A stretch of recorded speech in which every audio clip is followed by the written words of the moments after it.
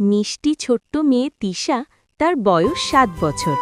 সে চট্টগ্রামের এক সুন্দর গ্রামে থাকে।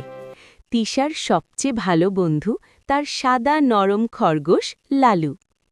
একদিন বিকেলে তিশা লালুকে নিয়ে গ্রামের পুরনো বটগাছের নিচে খেলতে গেল। গাছটা খুব বড় আর ছায়াময়। সবাই বলে সন্ধ্যার পর সেখানে নাকি ভুতুড়ে শব্দ শোনা যায়। হঠাৎ টপ টপ, তিশা একটু চমকে উঠল। তিশা ফিসফিস করে বলল, লালু, তুমি শুনলে? লালু নাক নেড়ে বলল, চলো দেখি। আকাশে তখন হালকা অন্ধকার নামছে, বাতাসে পাতা নড়ছে।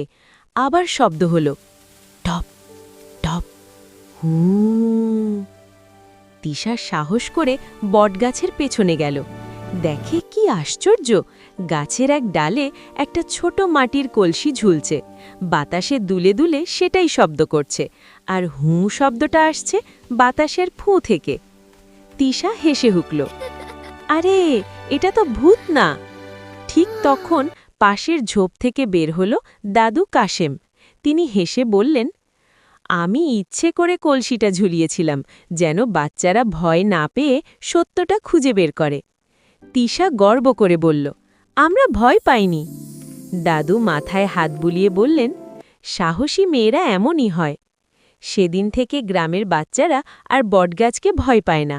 তিশা আর লালু সবাইকে বলল, ভূত না, ওটা ছিল বাতাস আর কলসি।